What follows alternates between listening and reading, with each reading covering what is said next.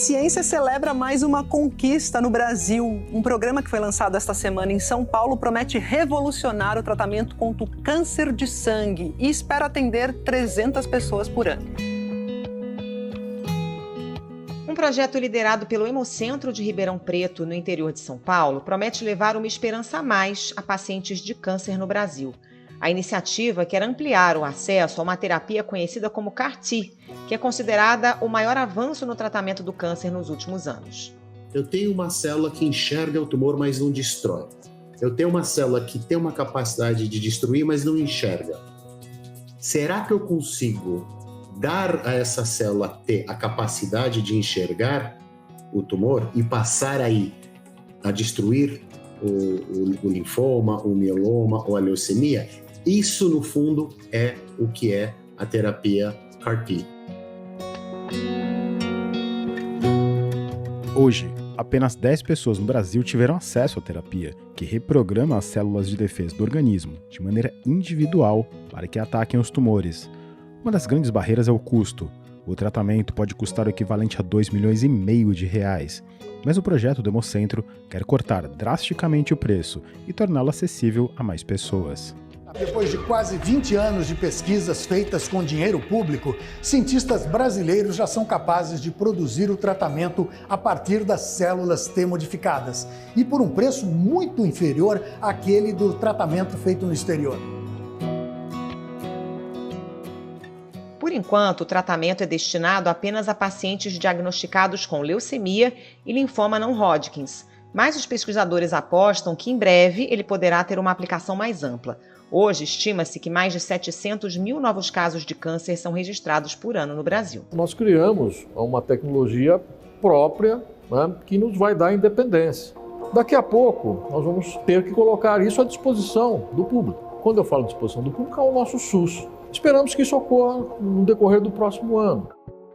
Os detalhes sobre a terapia CAR-T e os planos para torná-la mais acessível são os temas do Ao Ponto de hoje. Eu, Felipe Barini e Carolina Moran conversamos com o repórter Rafael Garcia, da Editoria de Saúde. O Ao Ponto dessa segunda-feira, 23 de janeiro, começa agora. Vem com a gente! Rafael Garcia, para a gente começar essa nossa conversa, explica para a gente o que é essa terapia chamada CAR-T. É a mesma coisa que imunoterapia ou é algo por si só diferente?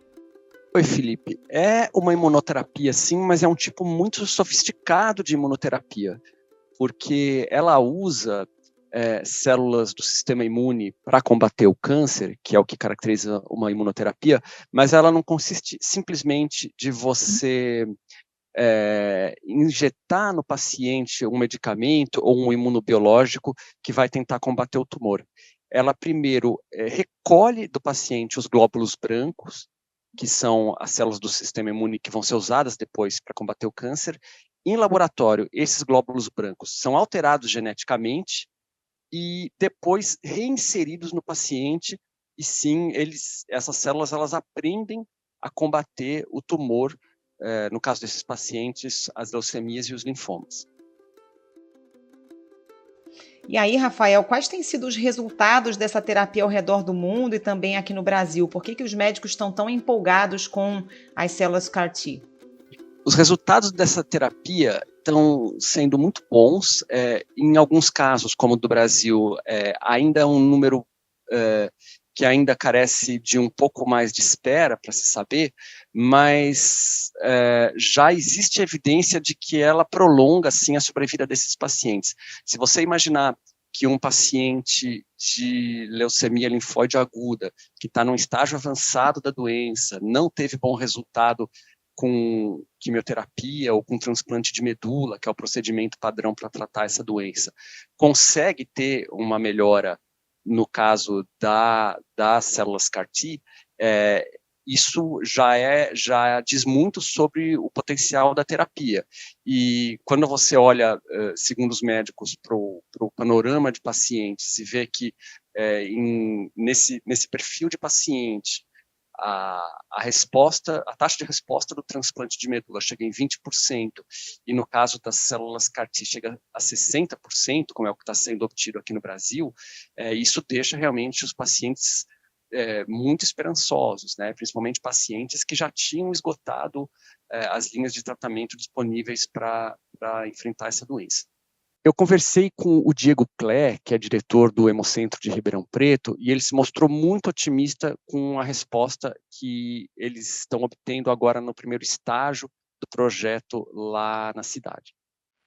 As respostas têm sido muito boas, muito semelhante ao que a gente vê com os outros produtos que já estão publicados na literatura. Até esse momento, a gente tem 6 pacientes que estão, dos 10, 6 estão livres de doença. Então, 60% de resposta completa mantida aí, né?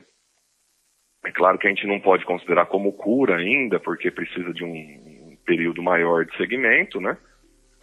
Você veja que tem os pacientes que têm mais tempo de tratamento aí, estão com um ano e pouco já, sem doença.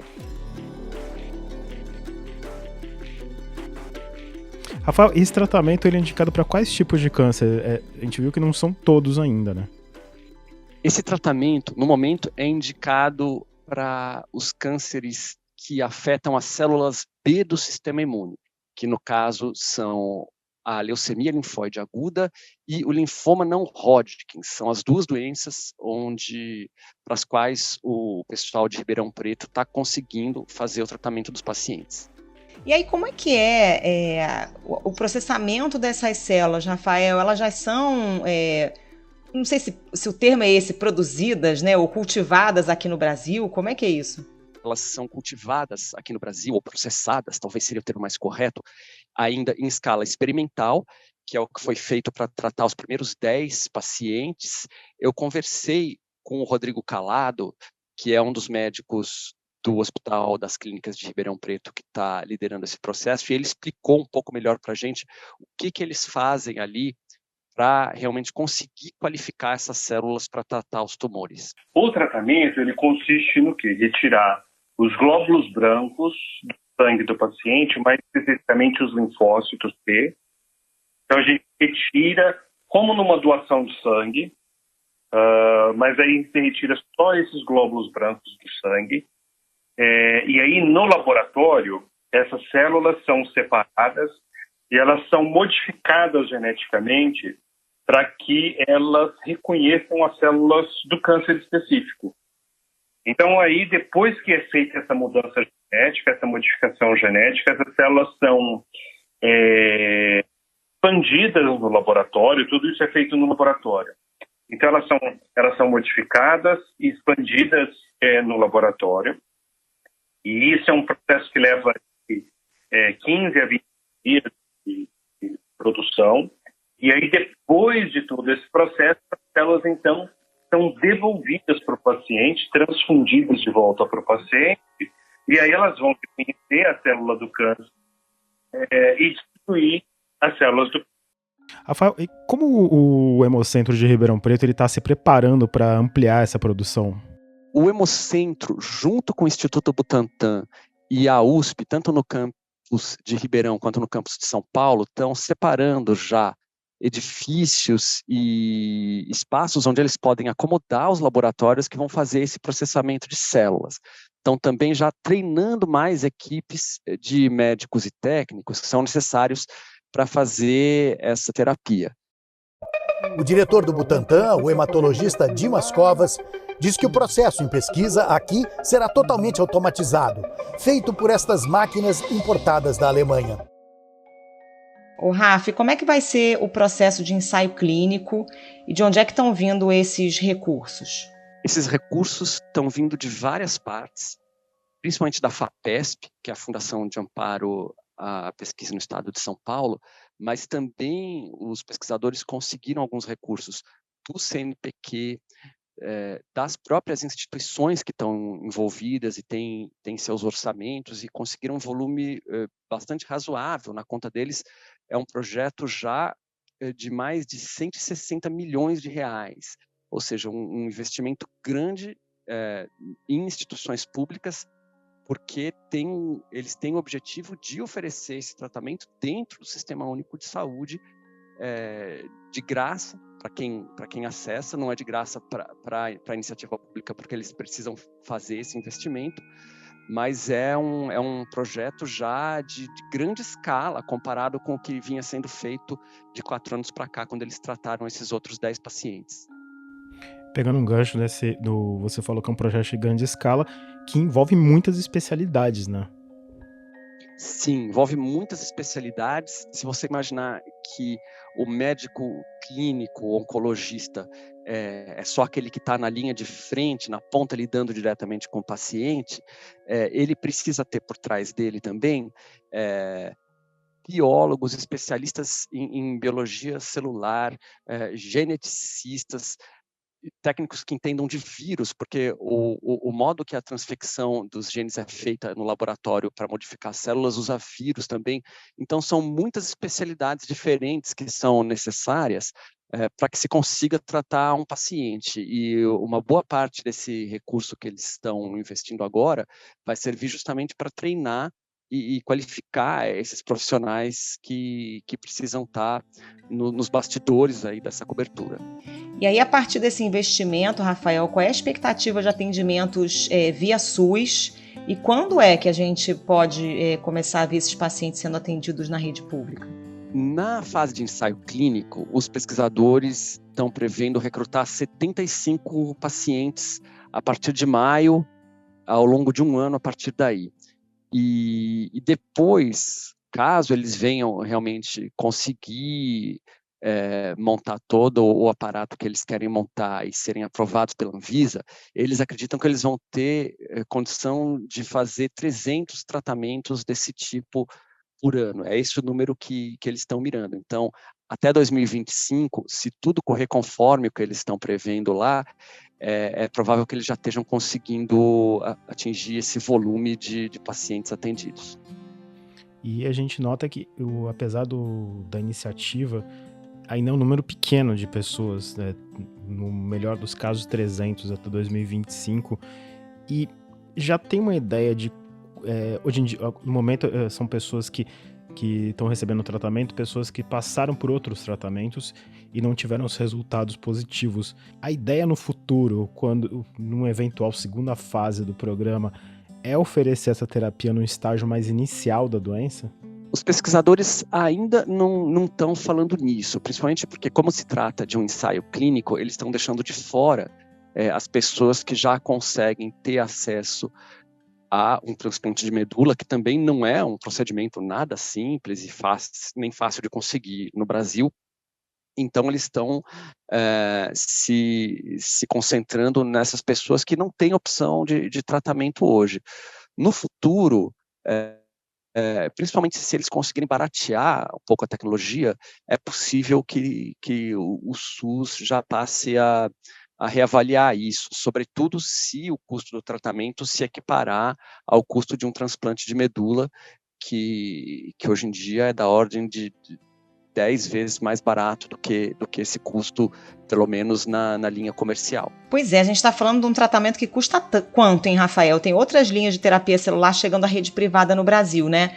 Qual o custo desse tratamento na rede privada? E aí eu aproveito para te perguntar se você tem notícia de casos de gente que conseguiu que planos de saúde custeassem esse tipo de tratamento de ponta. Eu não tenho notícias ainda de pacientes que tenham conseguido isso entrando na justiça, primeiro porque esse tratamento não estava disponível assim no sistema privado no Brasil, eram realmente só esses pacientes que o Hospital das Clínicas de Ribeirão Preto estava conseguindo tratar.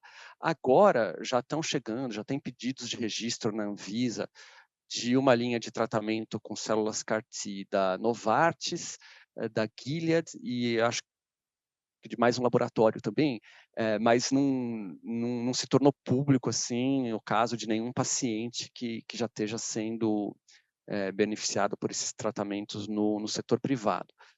No setor privado, esses tratamentos podem custar muito caro. Se você imaginar que nos Estados Unidos o custo pode sair em torno aí de $500 mil, você converte isso para reais, já entra na casa dos milhões, né? 2,5 milhões de reais, alguma coisa assim.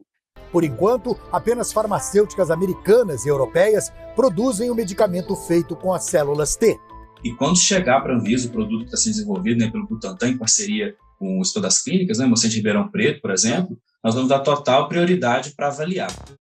Em Ribeirão Preto eles estão muito otimistas, porque como eles conseguem nacionalizar a mão de obra, os royalties desse tratamento vão ser todos de propriedade de instituições públicas, reduz muito o custo aqui. Eles acreditam que o custo pode ser de 15% a 20% do custo total, que é uma redução muito grande, mas ainda eles precisam, enfim, passar por todo esse processo na Anvisa e começar realmente a fazer o tratamento em escala para ter certeza do quanto eles vão conseguir reduzir esse custo. O custo para o SUS seria, no caso, né? Não para os pacientes.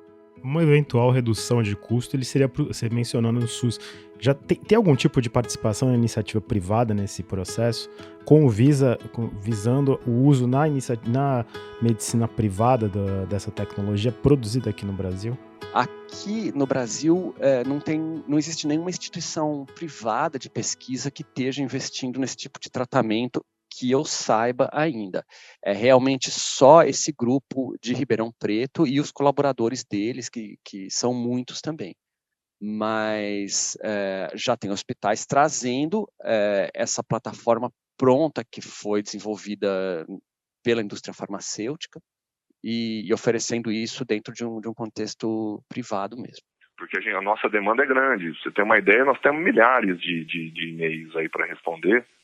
Em torno de 10 a 15 mensagens todos os dias, e a grande maioria, uns 80%, não se aplicam, são outros tipos de tumores de pessoas procurando mais informações. Rafael, só para a gente deixar claro, deve ter muita gente ansiosa, né, querendo acesso a esse tipo de tratamento, mas então qual é a linha do tempo? Eles estão autorizados a ampliar essa produção, fazer primeiro esse teste clínico, né, com 75 pacientes, para aí então produzir em maior escala. Qual é assim, a ordem de tempo? É uma ordem de tempo ainda grande se você imaginar o grau de urgência que muitos desses pacientes têm, né? Mas como a prevalência desse tipo de doença que eles tratam, ela não é pequena no Brasil, são de 2 a 3 mil pacientes que poderiam se qualificar, quando ela estiver pronta, ela vai ter condição de atender muitas dessas pessoas. Os cientistas, em geral, eles são muito reticentes em prometer datas e prazos, né? Porque uma pesquisa desse tipo sempre pode encarar algum tipo de percalço, algum tipo de demora em algum procedimento que não foi prevista inicialmente, mas eles acreditam, eles estão confiantes, pelo que eles falaram para mim, de que dentro de 4 anos ou talvez 3 anos, sendo um pouco mais otimista, eles já poderiam, em tese, conseguir começar a produzir essas células numa escala para atender as 300 pessoas por ano que eles imaginam. Muita gente já está com expectativa e deve estar entrando em contato com o Hemocentro de Ribeirão Preto para ter informações e eventualmente entrar numa lista de espera desse tratamento. Já tem alguma informação sobre como será o processo de seleção desses pacientes? O processo de seleção, enquanto ainda ocorre no contexto de ensaio clínico, ele é mesmo com os familiares, os pacientes entrando em contato lá com o Hemocentro, ou com o Hospital das Clínicas de Ribeirão e enfim, passando dados sobre o paciente para ver se ele se qualifica, né? Eles estão recebendo, desde que eles trataram o primeiro paciente lá em 2019, eles já começaram a receber uma enxurrada de e-mails e mensagens de pessoas que estão procurando esse tratamento, mas muitas delas não têm o tipo de tumor para o qual esse tratamento é indicado hoje, né? São cânceres de mama, pulmão, outras doenças que não são cobertas ainda pela terapia de células CAR-T. E eles respondem para esses pacientes, explicando que eles não se enquadram ainda nesse tipo de doença, mas a terapia celular está avançando muito, e um dos motivos pelos quais está se investindo tanto dinheiro nisso aqui no Brasil é que essa plataforma que é usada hoje para fazer essas células pode, no futuro, ser usada para outros tipos de célula usada para tratar outros tipos de câncer. Existe pesquisa já para mieloma, por exemplo, e até para terapia gênica e tratamento de doenças genéticas. A infraestrutura que está sendo construída agora pode vir a ser usada no futuro, uma vez que esses outros tipos de tratamentos se provem eficazes. Entendi. Então não adianta quem tem outro tipo de câncer que não esses, né? O linfoma, entrar em contato, infelizmente, com HC de Ribeirão Preto, porque é uma coisa que está no futuro, né? Está sendo estudado, mas hoje esse tratamento não é indicado para outros tipos de câncer. Sim, exatamente. Rafael Garcia, obrigada pela participação. Bom trabalho para você. Obrigado, Rafael. Uma ótima semana. Obrigado, Carol. Obrigado, Felipe. Até a próxima.